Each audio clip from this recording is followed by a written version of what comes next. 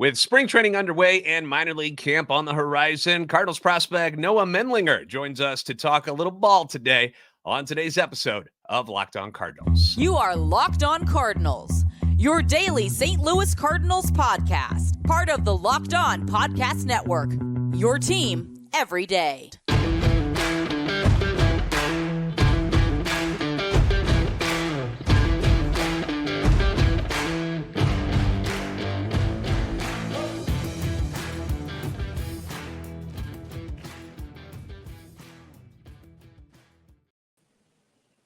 Hey there, Cardinals fans. I'm JD Hafford, and I'm a national radio sports anchor, born and raised in the Loop, and a lifetime Cardinals fan.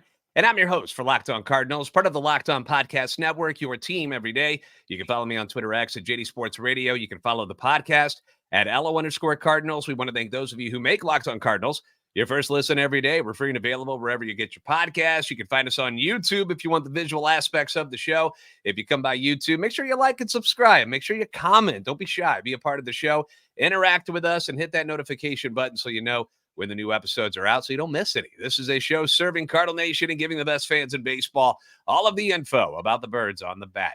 Today's episode brought to you by FanDuel. Make every moment more. New customers join today and you'll get $150 in bonus bets if your first bet of $5 or more wins. Just visit FanDuel.com/lockedon to get started. All right, as you can see, we have ourselves a guest today, Noah Menlinger, joining us, a Cardinals prospect, getting amped up for minor league camp. But when do you guys officially start minor league camp? Because a lot of people don't know that. Minor league camp technically starts on March 3rd, and that's with the full 140, 60 guys, however many there are in the org altogether. But I'm at step camp right now, which is technically the early program. So we got down here, and technically the first day of report was yesterday, so the 18th, so or 19th, whatever day it is. But anyway, we've been down here for the last couple of days, got physicals in, and just started getting rolling on the field today, really. Now, the first thing, for those of you who haven't seen Noah before, played at Springfield this past year as well as Peoria. We're going to get into all of that. But something that is different about him that compared to his pictures is he has cut his hair off. So if you were a fan of the long locks, they're gone. They're out because things get hot in Springfield or wherever you're playing ball in the summertime. And it was just time to go. Was that a tough decision to make that choice? Because a lot of people are like, I can't let it go.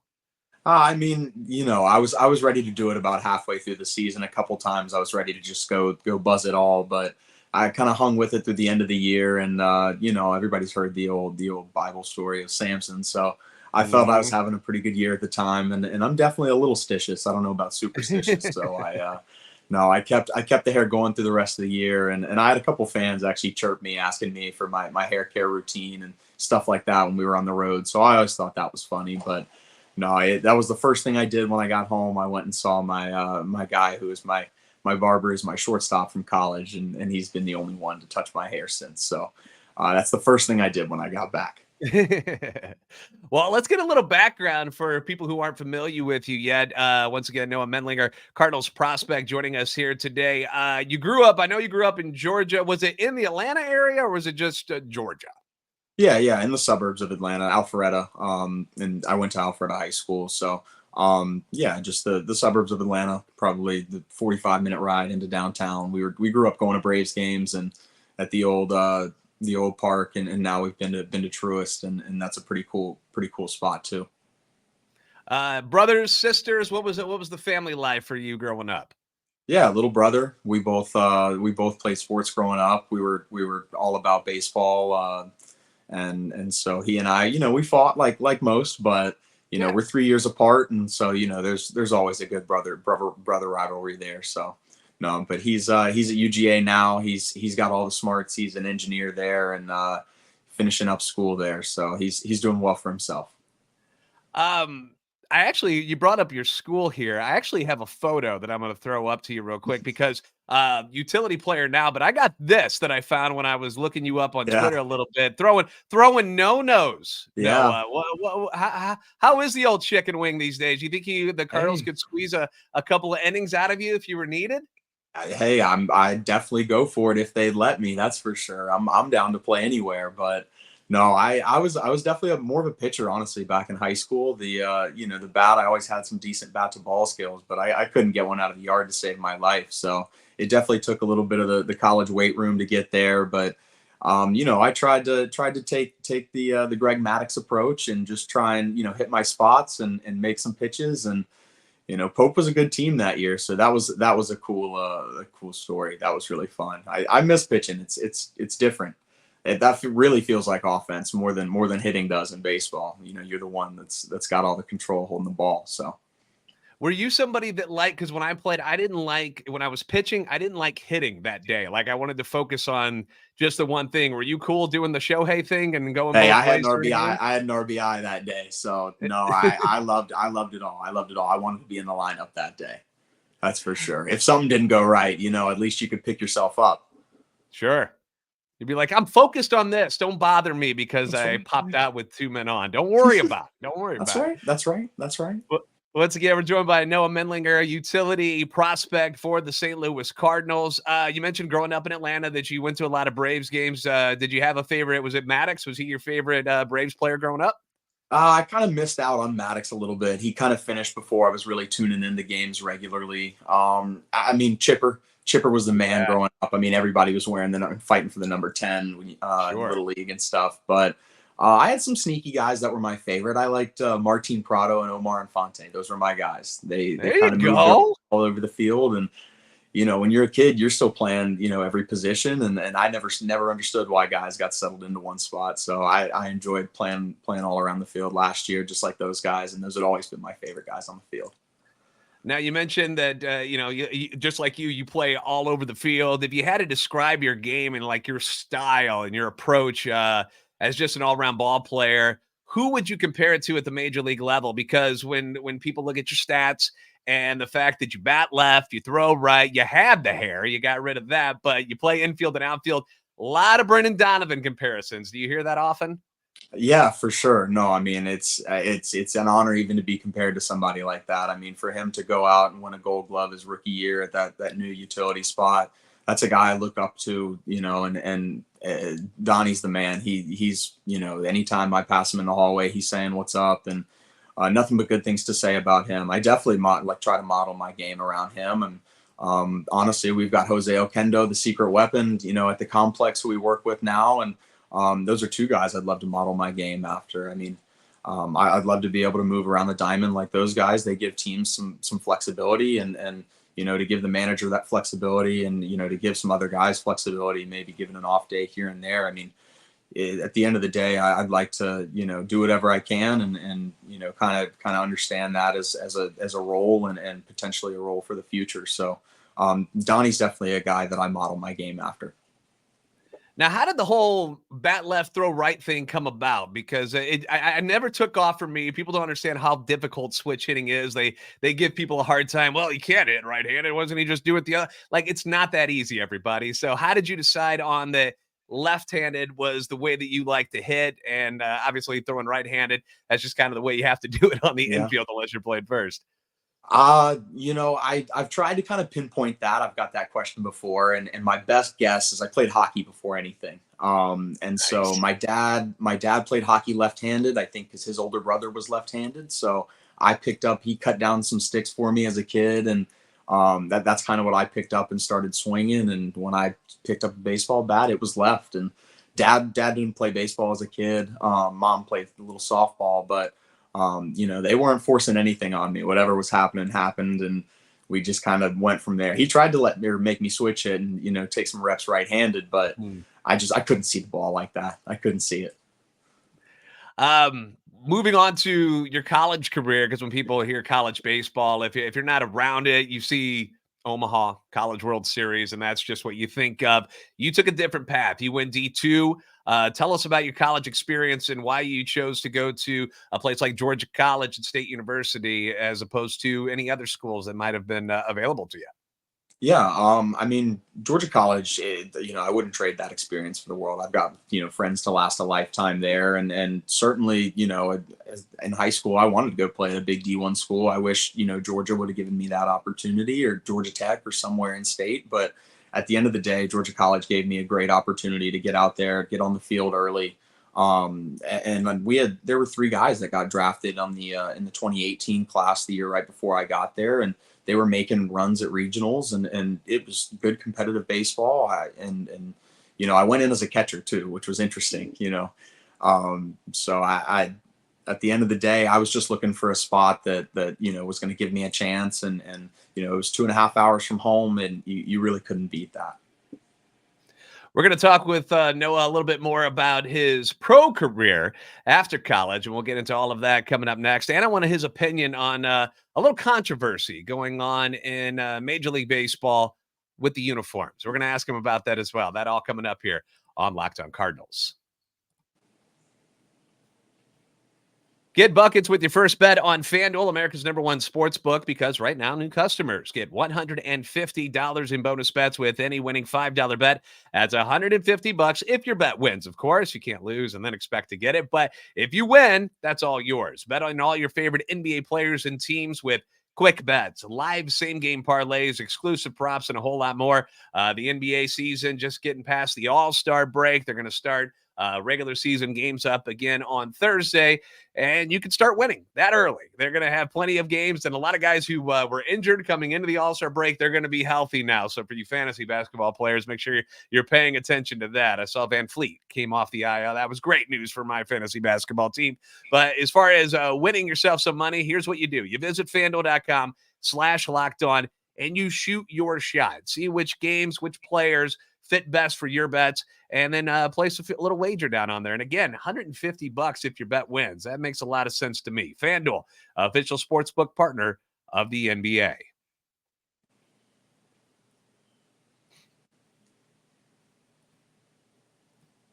Once again, we're joined by Cardinals prospect Noah Mendlinger, who was joining us from the complex here today. Reminder that Locked On has launched the first ever national sports 24/7 streaming channel on YouTube. Locked On Sports Today here for you, covering the top sports stories of the day with the local experts of Locked On, plus our national shows covering every league. So go to Locked On Sports Today on YouTube and subscribe to the first ever national sports 24/7 streaming channel. So Noah, you're done with college. You go undrafted, which it can be heartbreaking for a lot of college players. But, after all these years, they've dwindled down the amount of rounds and players who get selected. Unfortunately, you don't get drafted. Was there ever a point when you were done with college where you're like, man, I don't know if this is going to be a career path for me anymore? Yeah, really, I had spent 3 years at Georgia College, and at that point, I was kind of ready to go somewhere that may offer me a little bit of a better chance, just more of a traditional route. And with COVID, I had 2 more years of eligibility left, so I was looking to go to a few different schools, and ultimately, I kind of decided on going to Appalachian State. I really got along with the coach Kermit Smith there, and I was really appreciative of the chance that he gave me. But I was looking to transfer, and then got a call to go out to a pre-draft workout for the Cardinals. I hadn't heard from any other team in Major League Baseball, so that was just exciting in and of itself. I was going to go hit BP in Busch Stadium, and next thing I know, I'm down in Jupiter, and it was a whirlwind from there. So I'm so thankful for the opportunity that the Cardinals gave me. But they told me as the draft was kind of unfolding, they had told me to kind of stay close to the phone, and I'm sitting there, and it was kind of a live stream at that point in the later rounds, and I was only looking for one team to come by, and every time that Cardinals name popped up, it was another guy's name, guys that ended up being some of my boys now. So anyway, it was pretty disappointing. I had kind of hung my head and was pretty sad about the whole thing, but it didn't last long. I ended up getting the call for the free agent deal about 10 minutes after the draft. So, that's all I wanted to do was play pro ball. And so ultimately I got that chance and I bid at it. In that workout at Busch Stadium, did you put any over the wall? Because we were talking about how, home runs that's not your strength. Okay. You can pop them, but that's not your thing. Sure. Did you put any over the wall to impress anybody that day? I snuck a couple over the wall at Busch Stadium. I snuck a couple. We weren't getting too many swings at it. I think we had something like 20, 25 cuts, and I know I popped 3 out. And I was pretty proud of myself. It's crazy what sometimes the bat speed you get when that adrenaline gets going a little bit. Sure. But I'll flex a little bit and say the I hit one that hit just above the bullpen in right center, and I heard it hit, and man, that was a sweet sound to me.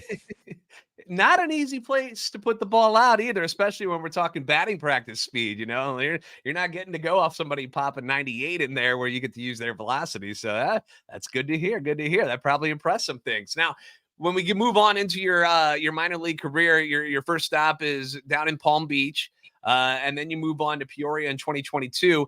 What did you feel like was the biggest difference between the type of baseball you were seeing there compared to what you were seeing during your college years? Sure. Velo. That's the easy answer, right? We didn't have anybody that was throwing anything like this. I mean, I'll give a nod to River Ryan, who's in the Dodgers organization. We faced him 4 or 5 times this year with Tulsa.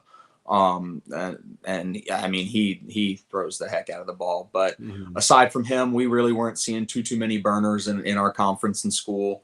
And so we, really the velo is the hardest thing to adjust to.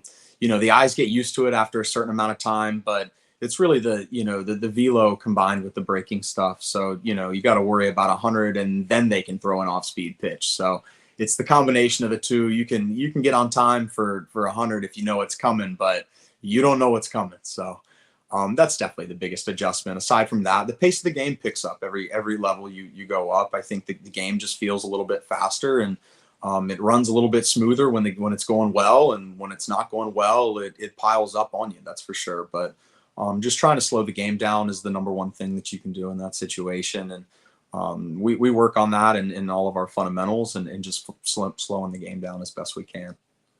Now, you mentioned ball to bat skills because you're known for being a very good contact hitter, very few strikeouts. Got some stats here because you did a story with a friend of the show, Daniel Guerrero, among Cardinals minor leaguers with a minimum of 300 plate appearances. Not to get too nerdy, but your walks per strikeouts ratio, 1.27, which was second behind Nick Dunn, who was at AAA last year. And your weighted runs created plus 130 was 4th highest per Fangraphs. And under those same qualifications, you had a 11.1% strikeout rate across 458 plate appearances, which was second best in the Cardinal system behind Dunn and 19th best across the minor league. So what is your approach that allows you as a hitter to be able to put the bat on the ball a little more in an era where strikeouts are pretty high? For those who are watching just the major leagues, they're seeing guys just, whiffing left and right, and they're wondering, why is it so difficult, where you've been able to figure something out? What's it been for you that makes it a little easier for you to put the ball in play?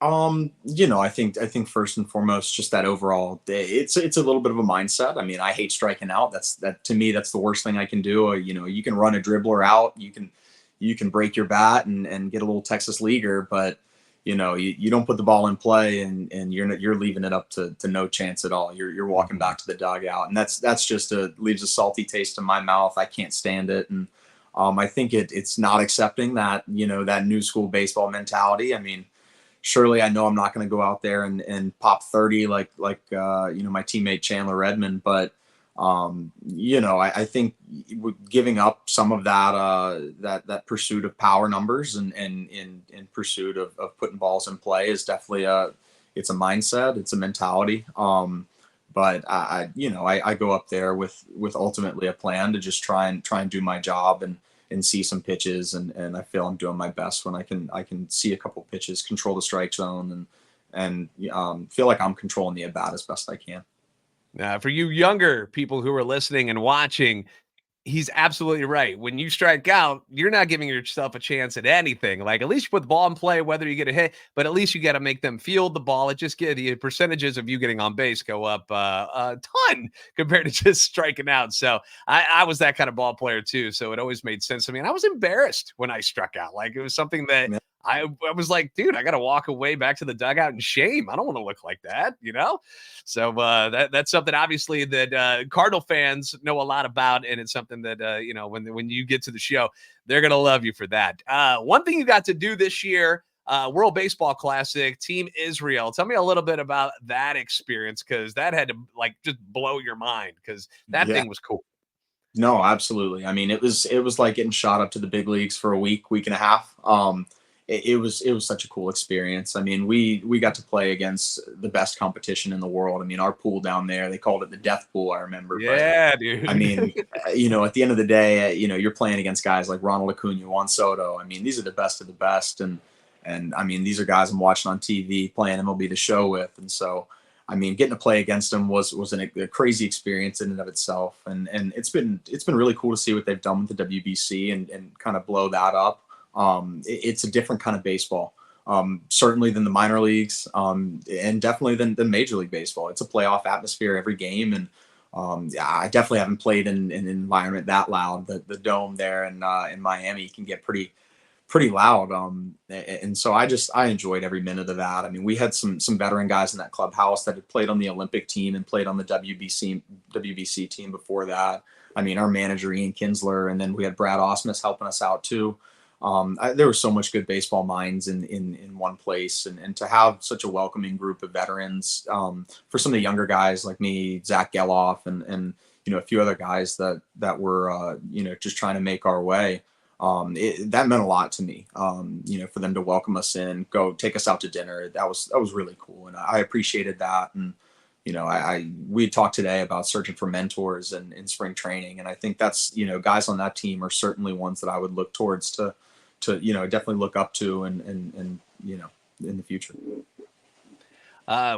Being around all of those guys you mentioned, not only on your team, but other guys in the pool, were you able to get any sort of like autograph stuff, or was that like kind of frowned upon? Where you're like, I don't want to be that guy. Yeah, you don't want to be that guy. I mean, you're sharing a field with him at the end of the day. I got a pretty sweet picture that I had posted on Instagram with me and Ronald Acuna, and all my friends from back home that are big Braves fans really like that one. Got a kick out of that one. So, That's that awesome. was plenty for me. At the end of the day, I mean, you hope to be there one day, right? And you don't want to treat it too much like it's out of reach. But I valued every minute of that, and it was such a precious experience for me. I enjoyed it so much, and if I get the chance to do it again, I'll chomp at that bit. Once again, we're talking with Noah Mendlinger, Cardinals prospect, and I want to talk about a little bit of your time at Springfield last year, because you were around the team when there was some movement going on at the trade deadline. So we'll get into that, and then we'll get his thoughts on what's going on with these uniforms. They're looking goofy, so we'll have more with Noah coming up next on Locked On Cardinals. You shouldn't have to worry when you buy tickets to your next big event, whatever it is you're trying to get to, because Game Time is the fast and easy way to buy tickets for all of the sports, whether it's Major League Baseball or you're talking about NBA, NHL, going to a Blues game, music, comedy, any of the theater events that are coming up near you. You should be able to go on to Game Time and feel comfortable and ready to be able to get the type of seat you want for the price you want. And that's what Game Time is all about. Killer last minute deal. So if something changes at the last minute and you're like, oh my gosh, I can go. I got off work. I can go make it. They've got last minute deals for you that will blow your mind. They've got all in prices. So it's not like you're getting scammed and you're like, oh, this ticket's only this amount. And then all of these other fees come added on. And you're like, wait a minute. That doesn't happen with Game Time. View from your seat. You get the best price guarantee. Game Time takes the guesswork out of buying your ticket. So download the Game Time app, create an account, use the code Locked On for $20 off your first purchase. Once again, download the Game Time app, create an account, use the code Locked On, $20 off your first purchase. LOCKEDON.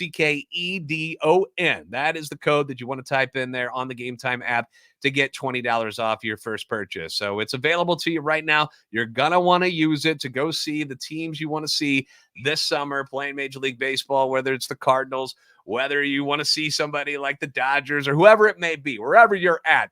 This is the easy way to do it and take the guesswork out of it. Download Game Time today. Last minute tickets, lowest price, guaranteed.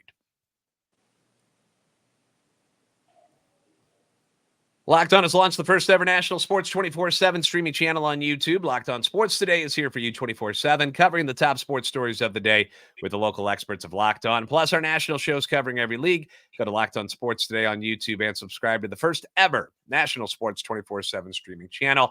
Cardinals prospect Noah Mendlinger joining us here today. And last year you start out at Peoria, which, by the way, was a city I lived in. I worked in radio in there for a couple of years, so very familiar with Peoria. But then you get the call up, you move up to AA, you go to Springfield, And it was an odd time for you guys because trade deadline, something that normally doesn't really happen in the Cardinals organization, goes down where they're actually moving on from people and bringing in youth. And you were around for that. What was that like in the clubhouse for you guys and some of the guys around you, not only wondering where or who's going, but welcoming in some new faces? Yeah, yeah. No, we were keeping up on Twitter, that's for sure. I mean, Yeah. these days that's the best place to get your news, it seems like. So we were, updating Twitter when we got back in from batting practice and just trying to see if anything was happening at the deadline. We didn't have anybody from our team leave, but we had Sagasi come in, we had TK come in, we had Swanson come in. I think that's it. Forgive me if I forgot somebody, but no, when those guys came in, we just tried to welcome them as best we could. We knew that'd be a tough situation on them. You try to put yourself in their shoes, and you know that leaving all your boys and just starting over in a new organization would be tough. And fortunately, we were trying to make a little bit of a playoff run at that point and a little playoff push, and getting the guy that won the Triple Crown in the Texas League was certainly going to help us do that. So, those two guys are great players, and the Cardinals definitely got a lot out of that trade.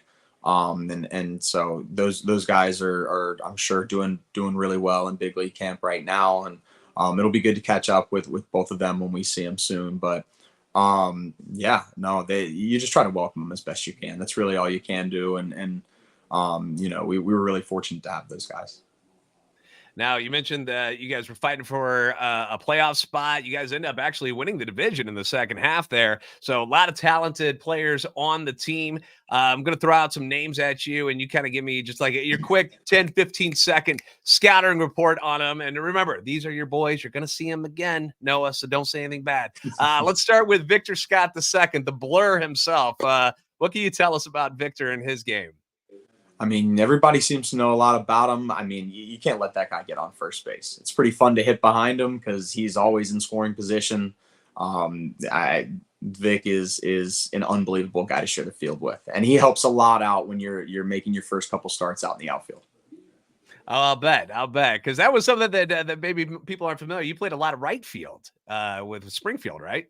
Yeah, that's right. That's right. And I hadn't done that in my pro career. I definitely done it in college and summer ball a little bit. So I was taking balls in the outfield a little bit and BP and told Laher that I was good for it if he needed me. So sharing the outfield with Vic is definitely a luxury. That's for sure. He covers a lot of ground. Absolutely. You mentioned Sagasi bringing in the Texas League MVP.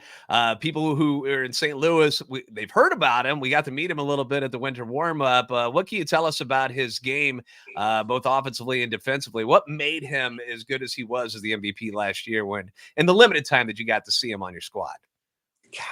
That guy's just a hitter. He's just a hitter. I mean, he can, wait on a breaking ball with the best of them. He'll jump a fastball with the best of them. He'll pull it for a homer to left field. He'll go backside to right center. That guy's a complete hitter.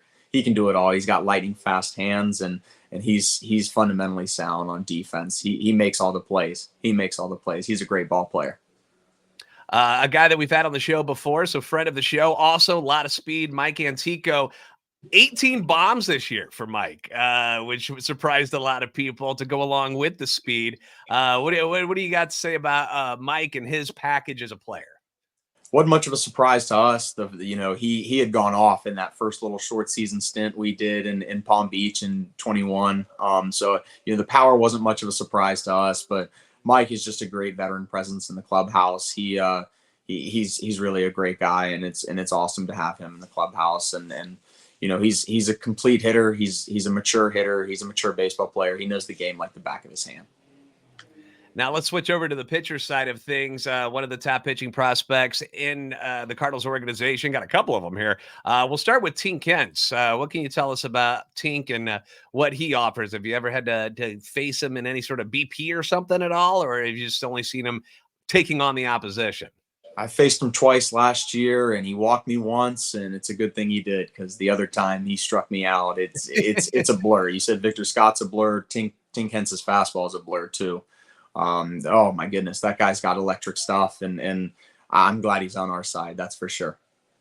Tekoa Roby, one of the guys that was brought over in the trade that we talked about, coming from Texas. So what does Tekoa offer? Because he and Tink are listed as right now as the top 2 pitching prospects in the organization.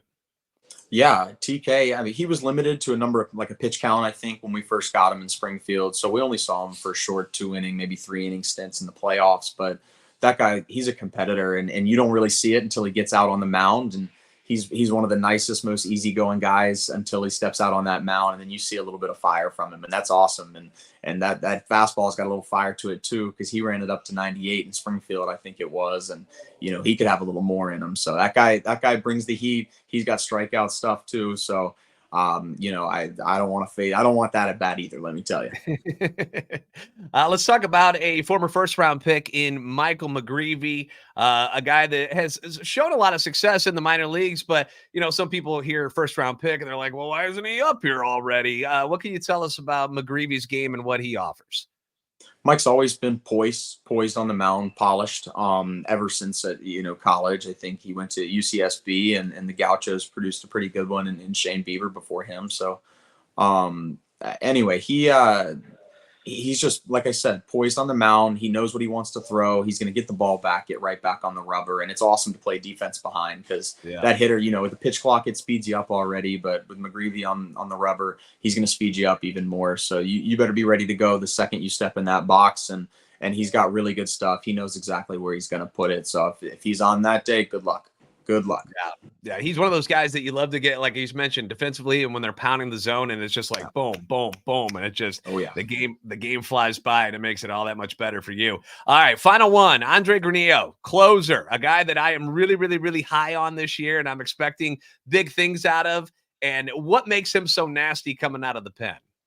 Well, I remember talking to him last year and seeing his Instagram. He kind of showed you a little hints at what he was working on over the offseason, and he had always had a banger slider. That thing is wipe out, but he added a little change up too, and the heater gets up to about 100. And I know he's chasing that triple digit number a little bit, but he's a guy that's got just power strikeout stuff, and he's definitely a great arm to have in the back end of the bullpen. I know he went on a crazy streak of no runs allowed or something like that in Springfield, where he certainly earned his little call up at the end of the year. So Granillo, I haven't had that at bat yet. I don't want that at bat either. You're listing all our prospects, all our best arms. So these are guys that have some really good strikeout stuff, and I know that's something that Cardinal fans definitely were looking for. I keep up on Twitter a little bit. So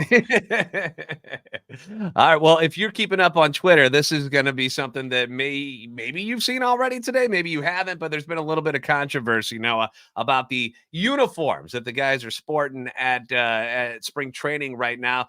Some people aren't so thrilled with them. Some people are like, nah, whatever. I'll put it on, whatever. It's nice and light. But then this came out today, because most people have been talking about the jerseys and how the lettering's a little smaller, and, little things that we can all whine about. It's fine. But this is something that I'm curious to get your feedback on. What do you think about this when you're wearing your home whites and your tucked in jersey is actually see through the pants? How does that make you feel, seeing that you might be wearing something like that this year? Are you nervous? I'm not nervous, but you know what? It gets hot in Springfield. It gets hot in Missouri in July and August. So, if they're making strides to make the uniforms higher performance, I'll tip my cap to them. But I don't think anybody wants to be seeing our undergarments. I think they've seen, Bull Durham, once or twice, and, they know we're a little superstitious. So, I certainly have a couple holes in my pairs of sliders that I'll throw on. And, I don't necessarily think I want everybody seeing that, but. Yeah, that was something that I thought about too. I was like, the sliding pads from back in the day, like you put those on. Some people don't wear them at all and just wear like the jock strap. And I have a feeling, and you mentioned how hot it's going to be. Like, you start sweating through that. Is it going to be even that much more see-through? Like, I'm just curious how it's going to look. Here's a picture of Shohei in his Dodgers uniform, and you can see it just right there. And it's like, what is going on here? So I don't know. I just Oh, wanted your take on that as a player. If that's something you end up having to wear, I don't know if they're going to fix these things or not. We're not trying to bash anybody. We're just curious. We're just asking questions here. hey, I mean, it's I don't want my baseball card to turn into a wet T-shirt contest, but I'm sure they'll get it right by the season. I think that they're doing the right things, trying to make it perform better. Ultimately I'm a a function over form guy myself, so if it works, it works. But I'd at least not like my undergarments exposed. Yeah, yeah. And I think most of us would agree that we'll wear whatever they want us to wear if we get to the show. We're fine That's with right. them. Just That's just right. give it just That's give me right. the number and let me go. So, Noah, I appreciate you making time to join us here today. We would love to have you back on the show at some point and keep up with you of what's going on in Springfield. Perhaps you get the call up to Memphis at some point and whatever goes on through camp. So, is there anywhere you mentioned Instagram? What's your handle there so people can follow you? Just my name. I think there's an underscore in there between the first and last, but just my name. I kind of just stick to Instagram. I don't even post very much on there, so you're not getting too much from me. But you know, I'm on it. He's on it, and you can I'm find him on it. starting at Springfield this year, and who knows what the future will hold for Noah. Again, Brennan Donovan comparisons. He's got a lot of similarities, and we know how much Cardinal fans appreciate what Donnie brings to the table, and I think you guys are going to like what Noah does as well. So make sure you guys give him a follow there on Instagram, and be sure to check him out if you're going to be in the Springfield area or somewhere that Springfield's playing. Go on by and see the boys play. Again, thank you guys for making Locked on Cardinals your first listen every day. If you haven't already, please give us a follow on Twitter at LO_Cardinals and at JD Sports Radio. Be sure to like and subscribe on YouTube and help our channel and love for the Cardinals grow. You guys are the best fans in baseball for a reason. We'll see you next time on Locked on Cardinals. Thank you, Noah.